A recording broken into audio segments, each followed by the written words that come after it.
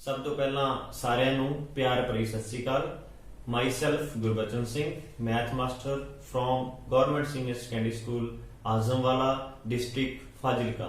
प्यारे बच्चों, जिवें कि ਅਸੀਂ पढ़ चुके हाँ कि त्रिभुज ਦੀਆਂ 3 ਭੁਜਾਵਾਂ ਹੁੰਦੀਆਂ ਹਨ ਅਤੇ ਹੁਣ त्रिभुज ਦੀਆਂ ਭੁਜਾਵਾਂ ਤੇ ਆਧਾਰਿਤ ਅਸੀਂ ਇੱਕ ਗੁਣ ਪੜਾਂਗੇ ਜੋ ਕਿ ਹੈ ਇੱਕ त्रिभुज ਦੀਆਂ 2 ਭੁਜਾਵਾਂ ਦਾ ਜੋੜ। अर्थात इस गुण के अनुसार किसी त्रिभुज ਦੀਆਂ 2 ਭੁਜਾਵਾਂ ਦੇ माप का जोड़ तीसरी ਭੁਜਾ ਦੇ माप ਤੋਂ ਵੱਡਾ ਹੁੰਦਾ है।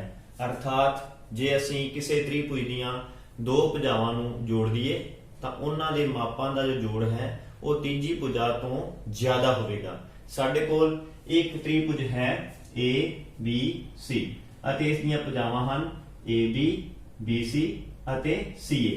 ਹੁਣ ਅਸੀਂ ਇਹਨਾਂ ਦੀਆਂ ਕੋਈ ਵੀ 2 ਭੁਜਾਵਾਂ ਦਾ ਜੋੜ ਦੇਖਾਂਗੇ ਤਾਂ ਉਹ ਤੀਸਰੀ ਭੁਜਾ ਤੋਂ ਜ਼ਿਆਦਾ ਹੋਵੇਗਾ।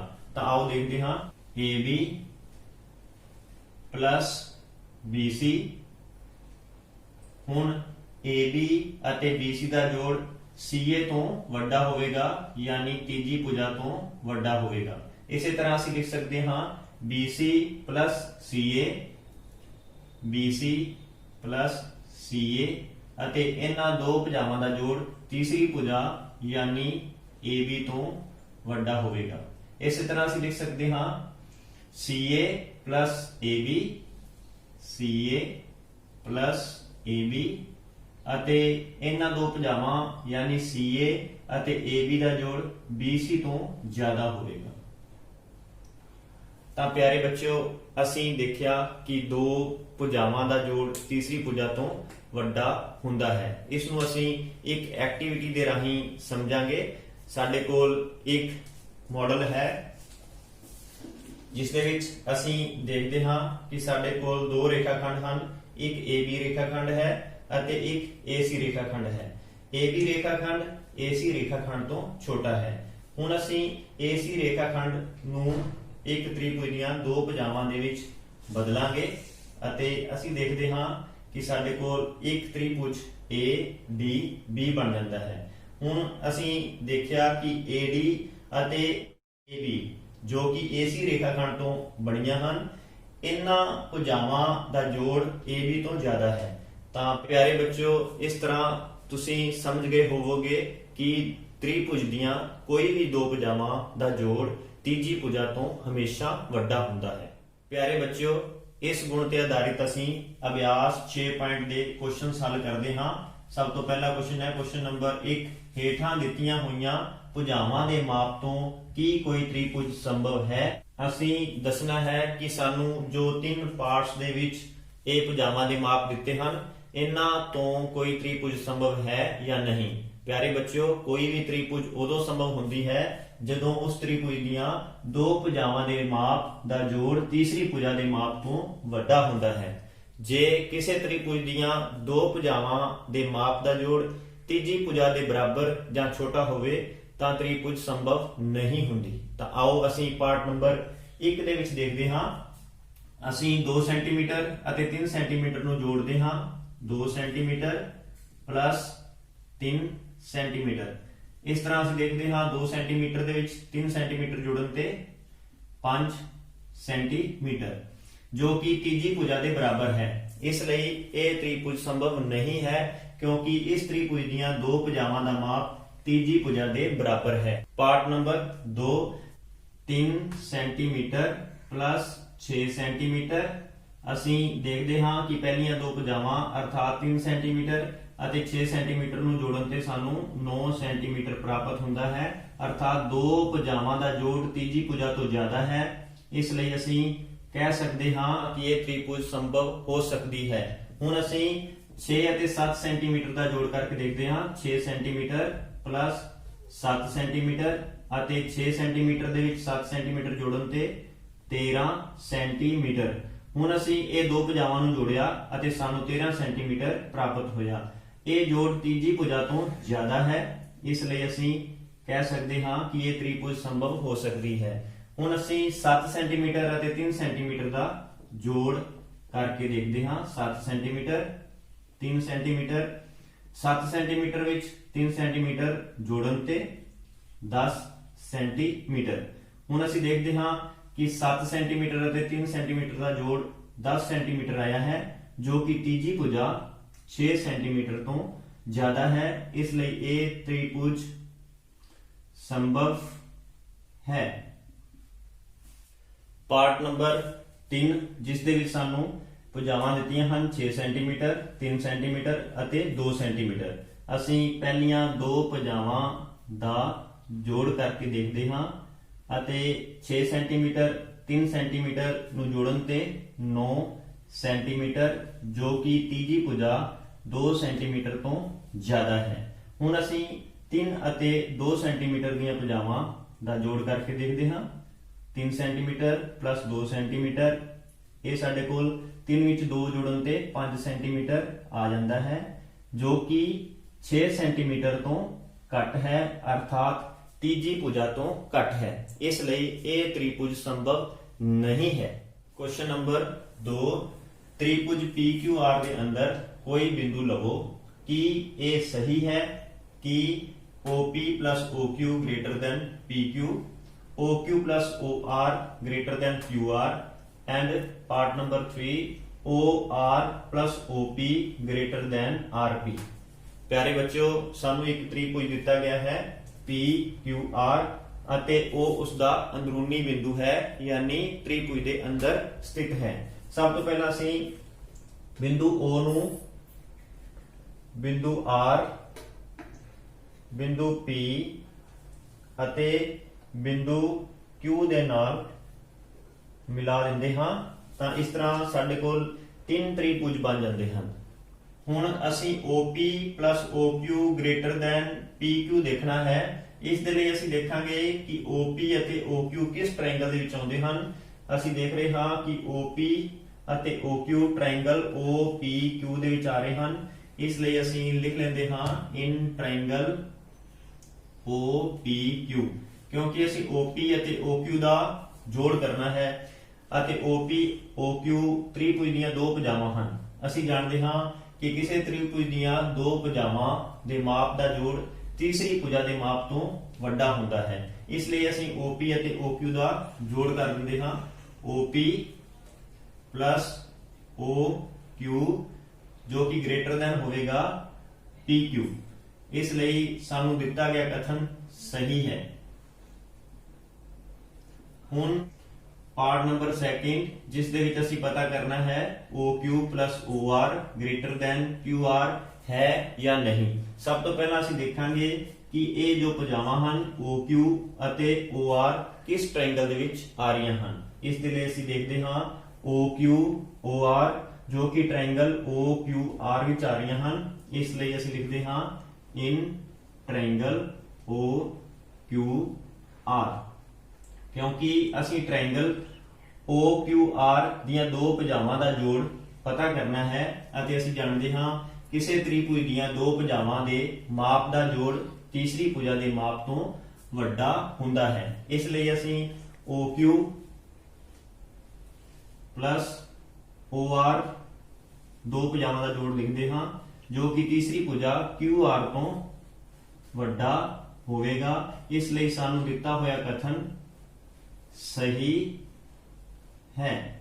ਪਾਰਟ ਨੰਬਰ 3 ਦੇ ਲਈ ਅਸੀਂ ਦੇਖਦੇ ਹਾਂ ਕਿ OR ਅਤੇ OP ਕਿਸ ਟ੍ਰਾਇੰਗਲ ਦੇ ਵਿੱਚ ਆਉਂਦੇ ਹਨ। OR ਅਤੇ OP ਜੋ ਕਿ ਟ੍ਰਾਇੰਗਲ OPR ਦੇ ਵਿੱਚ ਆਉਂਦੇ ਹਨ। ਇਸ ਲਈ ਅਸੀਂ ਲਿਖ ਦਿੰਦੇ ਹਾਂ ਇਨ ਟ੍ਰਾਇੰਗਲ OPR,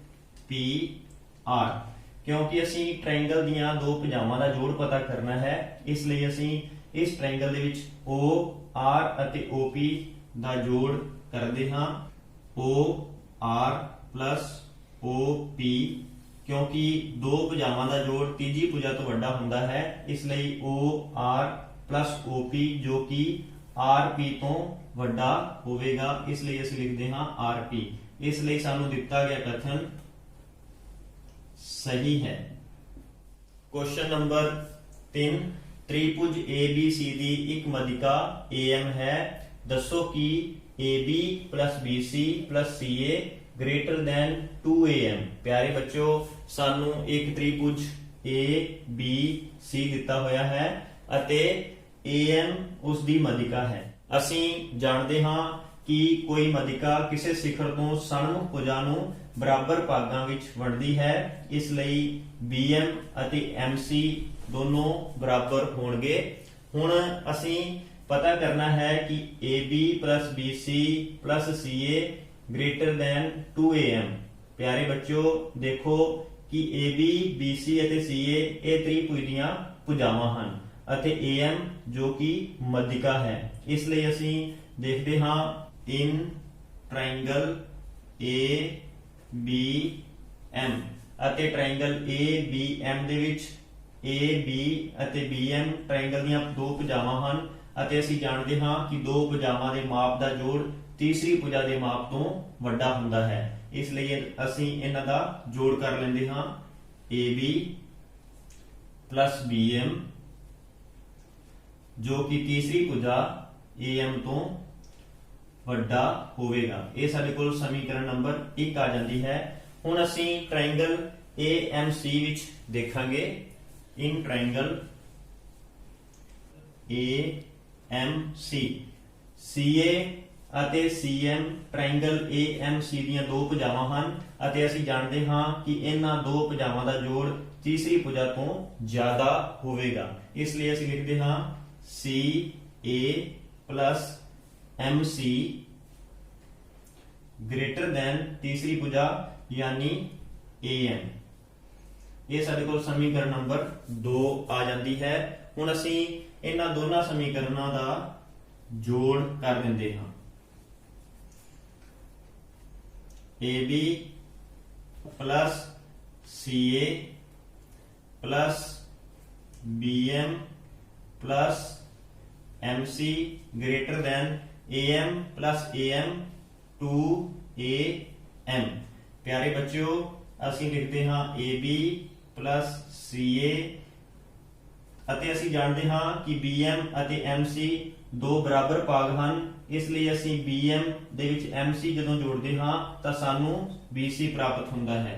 ਇਸ ਲਈ ਅਸੀਂ ਲਿਖਦੇ ਹਾਂ BC greater than 2AM। ਪਿਆਰੇ ਬੱਚਿਓ, ਸਾਡੇ ਕੋਲ AB plus CA plus BC greater than 2AM ਆ ਜਾਂਦਾ ਹੈ ਜੋ ਕਿ ਅਸੀਂ ਪਤਾ ਕਰਨਾ ਸੀ। ਕੁਐਸਚਨ ਨੰਬਰ 4 ABCD ਇੱਕ ਚਤੁਰਭੁਜ ਹੈ ਕਿ AB plus BC plus CD plus DA greater than AC plus BD। ਪਿਆਰੇ ਬੱਚਿਓ, ਸਾਨੂੰ ਇੱਕ ਚਤੁਰਭੁਜ ABCD ਦਿੱਤਾ ਹੋਇਆ ਹੈ ਅਤੇ ਅਸੀਂ ਦੇਖਦੇ ਹਾਂ ਕਿ ਇਸ ਦੇ ਵਿਕਰਨ AC ਅਤੇ BD ਹਨ। ਜੇ ਹੁਣ ਅਸੀਂ ਧਿਆਨ ਨਾਲ ਗਿਵਨ ਕੰਡੀਸ਼ਨ ਨੂੰ ਦੇਖੀਏ ਤਾਂ ਇਸ ਵਿੱਚ ਸਾਨੂੰ AB BC CD DA ਜੋ ਇਹ ਚਤੁਰਭੁਜ ਦੀਆਂ ਭੁਜਾਵਾਂ ਹਨ ਇਹ ਸਾਨੂੰ ਲੈਫਟ ਹੈਂਡ ਸਾਈਡ ਤੇ ਦਿੱਤੀਆਂ ਹੋਈਆਂ ਹਨ ਅਤੇ ਰਾਈਟ ਹੈਂਡ ਸਾਈਡ ਤੇ ਸਾਡੇ ਕੋਲ AC ਅਤੇ BD ਜੋ ਕਿ ਚਤੁਰਭੁਜ ਦੇ ਵਿਕਰਨ ਹਨ। ਇਸ ਲਈ ਅਸੀਂ ਜੋ ਵੀ ਤ੍ਰਿਭੁਜ ਸਿਲੈਕਟ ਕਰਾਂਗੇ ਉਸ ਦੇ ਵਿੱਚ ਜੋ BD ਜਾਂ AC ਹੈ ਉਸ ਨੂੰ ਅਸੀਂ ਸੱਜੇ ਪਾਸੇ ਅਤੇ ਭੁਜਾਵਾਂ ਨੂੰ ਖੱਬੇ ਪਾਸੇ ਲਿਖਾਂਗੇ। ਤਾਂ ਆਓ ਅਸੀਂ ਤ੍ਰਿਭੁਜ ADB ਵਿੱਚ ਦੇਖਦੇ ਹਾਂ। ਇਨ ਟ੍ਰਾਇੰਗਲ ABD ਅਤੇ ਅਸੀਂ ਟ੍ਰਾਇੰਗਲ ABD ਵਿੱਚ ਦੇਖਦੇ ਹਾਂ ਕਿ AB ਅਤੇ AD ਇਸ ਟ੍ਰਾਇੰਗਲ ਦੀਆਂ ਭੁਜਾਵਾਂ ਹਨ ਅਤੇ ਅਸੀਂ ਇਹਨਾਂ ਦਾ ਜੋੜ ਕਰ ਲੈਂਦੇ ਹਾਂ ਅਤੇ ਅਸੀਂ ਜਾਣਦੇ ਹਾਂ ਕਿ ਤ੍ਰਿਭੁਜ ਦੀਆਂ ਦੋ ਭੁਜਾਵਾਂ ਦਾ ਜੋੜ ਉਸ ਦੀ ਤੀਜੀ ਭੁਜਾ ਤੋਂ ਜ਼ਿਆਦਾ ਹੁੰਦਾ ਹੈ। ਇਹ ਸਾਡੇ ਕੋਲ ਸਮੀਕਰਨ ਨੰਬਰ 1 ਬਣ ਜਾਂਦੀ ਹੈ। ਹੁਣ ਅਸੀਂ ਤ੍ਰਿਭੁਜ ABC ਵਿੱਚ ਦੇਖਦੇ ਹਾਂ। ਇਨ ਟ੍ਰਾਇੰਗਲ ABC ਅਤੇ ਇਸ ਟ੍ਰਾਇੰਗਲ ਦੇ ਵਿੱਚ AB ਅਤੇ BC ਇਸ ਤ੍ਰਿਭੁਜ ਦੀਆਂ ਭੁਜਾਵਾਂ ਹਨ। ਇਸ ਲਈ ਅਸੀਂ ਲਿਖ ਲੈਂਦੇ ਹਾਂ AB plus BC ਅਤੇ ਇਹਨਾਂ ਦੋ ਭੁਜਾਵਾਂ ਦਾ ਜੋੜ ਇਸ ਦੀ ਤੀਜੀ ਭੁਜਾ AC ਤੋਂ ਜ਼ਿਆਦਾ ਹੋਵੇਗਾ। ਇਸ ਤਰ੍ਹਾਂ ਇਹ ਸਾਡੇ ਕੋਲ ਸਮੀਕਰਨ ਨੰਬਰ 2 ਬਣ ਜਾਂਦੀ ਹੈ। ਹੁਣ ਅਸੀਂ ਟ੍ਰਾਇੰਗਲ ADC ਵਿੱਚ ਦੇਖਦੇ ਹਾਂ। ਇਨ ਟ੍ਰਾਇੰਗਲ ADC ਅਤੇ ਟ੍ਰਾਇੰਗਲ ADC ਦੇ ਵਿੱਚ AD ਅਤੇ DC ਇਸ ਟ੍ਰਾਇੰਗਲ ਦੀਆਂ ਭੁਜਾਵਾਂ ਹਨ ਅਤੇ ਅਸੀਂ ਇਹਨਾਂ ਦਾ ਜੋੜ ਲਿਖ ਲੈਂਦੇ ਹਾਂ AD plus CD ਹੁਣ ਇਸ ਤ੍ਰਿਭੁਜ ਦੀਆਂ ਦੋ ਭੁਜਾਵਾਂ ਦਾ ਜੋੜ ਇਸ ਦੀ ਤੀਜੀ ਭੁਜਾ ਤੋਂ ਜ਼ਿਆਦਾ ਹੋਵੇਗਾ, ਇਸ ਲਈ ਅਸੀਂ ਲਿਖ ਲੈਂਦੇ ਹਾਂ AC ਅਤੇ ਇਹ ਸਾਡੀ ਸਮੀਕਰਨ ਨੰਬਰ 3 ਬਣ ਜਾਂਦੀ ਹੈ। ਹੁਣ ਅਸੀਂ ਤ੍ਰਿਭੁਜ BCD ਦੇ ਵਿੱਚ ਦੇਖਦੇ ਹਾਂ ਇਨ ਟ੍ਰਾਇੰਗਲ BCD। ਇਸ ਵਿੱਚ BC ਅਤੇ CD ਇਸ ਟ੍ਰਾਇੰਗਲ ਦੀਆਂ ਭੁਜਾਵਾਂ ਹਨ ਅਤੇ ਅਸੀਂ ਇਹਨਾਂ ਦਾ ਜੋੜ ਕਰ ਲੈਂਦੇ ਹਾਂ BC plus CD। ਅਸੀਂ ਜਾਣਦੇ ਹਾਂ ਕਿ ਦੋ ਭੁਜਾਵਾਂ ਦਾ ਜੋੜ ਉਸ ਦੀ ਤੀਜੀ ਭੁਜਾ ਤੋਂ ਜ਼ਿਆਦਾ ਹੁੰਦਾ ਹੈ, ਇਸ ਲਈ ਅਸੀਂ ਇੱਥੇ BD ਲਿਖ ਲੈਂਦੇ ਹਾਂ। ਇਹ ਸਾਡੀ ਇਕੁਏਸ਼ਨ ਨੰਬਰ 4 ਆ ਜਾਂਦੀ ਹੈ। ਹੁਣ ਅਸੀਂ ਇਹਨਾਂ ਚਾਰ ਇਕੁਏਸ਼ਨਸ ਨੂੰ ਐਡ ਕਰ ਦਿੰਦੇ ਹਾਂ। AB plus AB plus AD plus BC plus AD plus BC plus CD plus CD greater than BD plus AC plus AC plus BD। ਪਿਆਰੇ ਬੱਚਿਓ, ਅਸੀਂ ਜਾਣਦੇ ਹਾਂ ਕਿ AB ਨੂੰ AB ਦੇ ਵਿੱਚ ਜੋੜਨ ਤੇ 2 AB ਬਣ ਜਾਂਦਾ ਹੈ। ਇਸੇ ਤਰ੍ਹਾਂ BC ਨੂੰ BC ਵਿੱਚ ਜੋੜਨ ਤੇ 2 BC plus CD ਵਿੱਚ CD ਨੂੰ ਜੋੜਨ ਤੇ 2 CD plus AD ਨੂੰ AD ਵਿੱਚ ਜੋੜਨ ਤੇ 2 AD greater than BD ਵਿੱਚ BD ਨੂੰ ਜੋੜਾਂਗੇ ਤਾਂ 2 BD ਅਤੇ AC ਵਿੱਚ AC ਨੂੰ ਜੋੜਾਂਗੇ ਤਾਂ 2 AC plus 2 BD। ਹੁਣ ਅਸੀਂ ਚਾਰ ਟਰਮਸ ਦੇ ਵਿੱਚ ਦੇਖਦੇ ਹਾਂ ਕਿ 2 ਇਹਨਾਂ ਚਾਰ ਟਰਮ ਵਿੱਚ ਸਾਂਝਾ ਹੈ, ਇਸ ਲਈ ਅਸੀਂ ਇਹ 2 ਬਾਹਰ ਕੱਢ ਲੈਂਦੇ ਹਾਂ। AB plus BC plus CD plus AD greater than ਇਹਨਾਂ ਦੋਨਾਂ ਟਰਮ ਵਿੱਚੋਂ ਅਸੀਂ 2 ਕਾਮਨ ਕੱਢ ਲੈਂਦੇ ਹਾਂ AC plus BD। ਪਿਆਰੇ ਬੱਚਿਓ, ਦੋਨੋਂ ਟਰਮ ਦੇ ਨਾਲ ਗੁਣਾ ਵਿੱਚ ਹੈ, ਇਸ ਲਈ ਅਸੀਂ ਦੋਵੇਂ ਪਾਸੇ 2 ਨਾਲ ਭਾਗ ਕਰ ਦੇਵਾਂਗੇ ਤਾਂ ਸਾਡੇ ਕੋਲ ਬਣ ਜਾਂਦਾ ਹੈ AB plus BC plus CD ਅਤੇ AD ਨੂੰ ਅਸੀਂ DA ਵੀ ਲਿਖ ਸਕਦੇ ਹਾਂ greater than AC plus BD। ਇਹ ਜੋ ਸਾਨੂੰ ਰਿਕੁਆਇਰਡ ਕੰਡੀਸ਼ਨ ਸੀ ਉਹ ਪ੍ਰਾਪਤ ਹੋ ਗਈ। ਇਸ ਤਰ੍ਹਾਂ AB plus BC plus CD plus DA greater than AC plus BD ਹੋਵੇਗਾ। ਕੁਐਸਚਨ ਨੰਬਰ 5, ABCD ਇੱਕ ਚਤੁਰਭੁਜ ਹੈ ਕਿ AB plus BC plus CD plus DA less than 2 into AC plus BD। ਪਿਆਰੇ ਬੱਚਿਓ, ਸਾਨੂੰ ਇੱਕ ਚਤੁਰਭੁਜ ABCD ਦਿੱਤਾ ਹੋਇਆ ਹੈ ਅਤੇ ਇਸ ਦੇ ਵਿਕਰਨ AC ਅਤੇ BD ਹਨ। ਮੰਨ ਲੈਂਦੇ ਹਾਂ ਇਹ ਵਿਕਰਨ ਬਿੰਦੂ O ਤੇ ਕੱਟਦੇ ਹਨ। ਹੁਣ ਅਸੀਂ ਦੇਖ ਰਹੇ ਹਾਂ ਕਿ AB, BC, CD ਅਤੇ DA ਇਹ ਚਤੁਰਭੁਜ ਦੀਆਂ ਭੁਜਾਵਾਂ ਹਨ ਅਤੇ ਉਹ ਸਾਨੂੰ ਖੱਬੇ ਪਾਸੇ ਦਿੱਤੀਆਂ ਹੋਈਆਂ ਹਨ ਅਤੇ ਸੱਜੇ ਪਾਸੇ ਸਾਨੂੰ ਚਤੁਰਭੁਜ ਦੇ ਵਿਕਰਨ ਦਿੱਤੇ ਹੋਏ ਹਨ। ਇਸ ਲਈ ਅਸੀਂ ਜੋ ਵੀ ਤ੍ਰਿਭੁਜ ਸਿਲੈਕਟ ਕਰਾਂਗੇ ਉਸ ਦੀਆਂ ਭੁਜਾਵਾਂ ਨੂੰ ਅਸੀਂ ਇੱਕ ਸਾਈਡ ਤੇ ਅਤੇ ਵਿਕਰਨਾਂ ਨੂੰ ਇੱਕ ਸਾਈਡ ਤੇ ਲਿਖਾਂਗੇ। ਤਾਂ ਆਓ ਸਭ ਤੋਂ ਪਹਿਲਾਂ ਅਸੀਂ ਤ੍ਰਿਭੁਜ AOB ਵਿੱਚ ਦੇਖਦੇ ਹਾਂ ਇਨ ਟ੍ਰਾਇੰਗਲ AOB ਅਤੇ ਇਸ ਦੇ ਵਿੱਚ ਅਸੀਂ OA ਅਤੇ OB ਅਸੀਂ ਇਹ ਦੋ ਭੁਜਾਵਾਂ ਦਾ ਜੋੜ ਕਰਦੇ ਹਾਂ OA plus OB ਜੋ ਕਿ ਤੀਜੀ ਭੁਜਾ ਤੋਂ ਜ਼ਿਆਦਾ ਹੁੰਦਾ ਹੈ ਅਤੇ ਤੀਜੀ ਭੁਜਾ ਹੈ AB। ਇਹ ਸਾਡੇ ਕੋਲ ਸਮੀਕਰਨ ਨੰਬਰ 1 ਬਣ ਜਾਂਦੀ ਹੈ। ਇਸੇ ਤਰ੍ਹਾਂ ਅਸੀਂ ਦੂਸਰੀ ਤ੍ਰਿਭੁਜ BOC ਵਿੱਚ ਦੇਖਦੇ ਹਾਂ ਇਨ ਟ੍ਰਾਇੰਗਲ BOC। ਇਸ ਵਿੱਚ ਇਹਨਾਂ ਅਸੀਂ ਦੋ ਭੁਜਾਵਾਂ ਦਾ ਜੋੜ ਕਰਾਂਗੇ OB plus OC, OB plus OC ਜੋ ਕਿ ਤੀਜੀ ਭੁਜਾ BC ਤੋਂ ਜ਼ਿਆਦਾ ਹੋਵੇਗਾ। ਇਸ ਤਰ੍ਹਾਂ ਇਹ ਸਾਡੇ ਕੋਲ ਸਮੀਕਰਨ ਨੰਬਰ 2 ਬਣ ਜਾਂਦੀ ਹੈ। ਪਿਆਰੇ ਬੱਚਿਓ, ਹੁਣ ਅਸੀਂ ਤ੍ਰਿਭੁਜ ਤੀਜੀ ਵਿੱਚ OC ਅਤੇ OD ਭੁਜਾਵਾਂ ਦਾ ਜੋੜ ਕਰਾਂਗੇ in triangle COD OC plus OD जो कि तीजी भुजा CD तो ज्यादा होएगा। इस तरह साडे कोल समीकरण नंबर 3 बन जाती है। हुण असीं त्रिभुज AOD विच देखते हाँ इन ट्रायंगल AOD इस विच असीं OA अते OD भुजावां दा जोड़ करते हाँ OA प्लस OD जो कि तीजी भुजा AD तो ज्यादा हुंदा है। इस तरह साडे कोल 4 समीकरण बन जांदियां हन। असीं इन्हां समीकरणां नूं जोड़ दिंदे हां।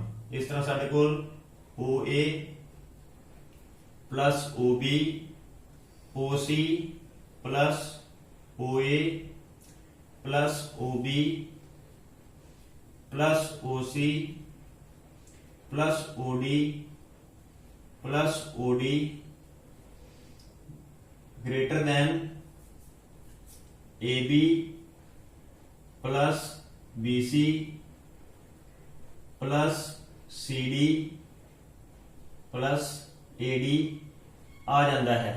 हुण असीं देखते हाँ कि OA अते OA दो बार हन, इसलिए असीं लिख लेंदे हाँ 2 OA OB अते OB दो बार हन, इसलिए असीं लिख लेंदे हाँ 2 OB OC अते OC दो बार हन, इसलिए असीं 2 OC लिख लेंदे हाँ। इसी तरह OD अते OD दो बार हन, इसलिए असीं लिख लेंदे हाँ 2 OD greater than AB plus BC plus CD plus AD। प्यारे बच्चों ये साडी एक कंडीशन आ चुकी है। दूसरी कंडीशन नूं असीं इस टर्म्स तो बनावांगे। हुण असीं इन्हां विचों दो साझा कढ लैंदे हां OA plus OB plus OC plus OD AB plus BC plus CD plus असीं AD नूं DA भी लिख सकते हां। प्यारे बच्चों सानू ब्रैकेट दे विच AC चाहिदा है अते AC बनाउण दे लई असीं AO अते OC नूं जोड़ दिंदे हां, इसलिए असीं OA अते OC नूं इकट्ठा लिख लवांगे OA प्लस OC। इसी तरह सानू BD जो गिवन कंडीशन विच चाहिदा है अते BD दे लई असीं BO अते OD नूं जोड़ दिंदे हां। इस तरह OB प्लस OD नूं असीं इकट्ठा लिख लेंदे हां greater than AB plus BC plus CD plus DA। हुण दो OA plus OC OA plus OC AC दे बराबर है। इसी तरह OB plus OD OB plus OD BD दे बराबर है greater than AB plus BC plus CD plus DA। हुण इस कंडीशन नूं उल्टा के लिखण ते AB plus BC plus CD plus DA less than 2 into AC plus BD। इस तरह सानू लोड़ींदी कंडीशन प्राप्त हुई। प्यारे बच्चों साडा अगला टॉपिक है समकोण त्रिभुज अते पाइथागोरस गुण। समकोण त्रिभुज दे बारे असीं पहला भी पढ़ चुके हाँ, अर्थात वो त्रिभुज जिसका एक कोण 90 डिग्री का होवे उसनूं समकोण त्रिभुज कहा जाता है। साडे कोल एक त्रिभुज ABC है अते इस दे विच कोण A समकोण है, इसलिए ये साडी समकोण त्रिभुज है। इस त्रिभुज दे विच AB आधार है अते AB भुजा दे उत्ते AC एक लंब है, अर्थात 90 डिग्री का कोण बनाउंदा है, इसलिए इसनूं लंब कहा जाता है। अते 90 डिग्री दे सामने वाली भुजा है उसनूं कर्ण कहा जाता है। हुण असीं पाइथागोरस गुण दे बारे गल करदे हां। पाइथागोरस गुण दे अनुसार कर्ण दा स्क्वायर बराबर आधार स्क्वायर प्लस लंब स्क्वायर हुंदा है। अर्थात किसी भी त्रिभुज दे विच जे किसी त्रिभुज दे कर्ण दा स्क्वायर उस दे आधार दे स्क्वायर अते लंब दे स्क्वायर दे जोड़ दे बराबर हो जावे ਤਾਂ ਉਸ ਤ੍ਰਿਭੁਜ ਨੂੰ ਸਮਕੋਣ ਤ੍ਰਿਭੁਜ ਕਿਹਾ ਜਾਂਦਾ ਹੈ। ਪਿਆਰੇ ਬੱਚਿਓ, ਪਾਇਥਾਗੋਰਸ ਥਿਊਰਮ ਤੇ ਆਧਾਰਿਤ ਕੁਝ ਕੁਐਸਚਨ ਆਓ ਹੱਲ ਕਰਦੇ ਹਾਂ। ਅਭਿਆਸ 6.5 ਕੁਐਸਚਨ ਨੰਬਰ 1, PQR ਇੱਕ ਤ੍ਰਿਭੁਜ ਹੈ ਜਿਸ ਦਾ ਇੱਕ ਕੋਣ P ਸਮਕੋਣ ਹੈ। ਜੇਕਰ PQ 10 ਸੈਂਟੀਮੀਟਰ ਅਤੇ PR 24 ਸੈਂਟੀਮੀਟਰ ਹੋਵੇ ਤਾਂ QR ਪਤਾ ਕਰੋ। ਸਾਡੇ ਕੋਲ ਇੱਕ ਤ੍ਰਿਭੁਜ ਹੈ PQR ਜਿਸ ਦਾ P ਕੋਣ ਸਮਕੋਣ ਹੈ। ਇਸ ਤਰ੍ਹਾਂ ਸਾਨੂੰ PR 24 ਸੈਂਟੀਮੀਟਰ ਦਿੱਤਾ ਹੋਇਆ ਹੈ, PQ ਸਾਨੂੰ 10 ਸੈਂਟੀਮੀਟਰ ਦਿੱਤਾ ਹੋਇਆ ਹੈ।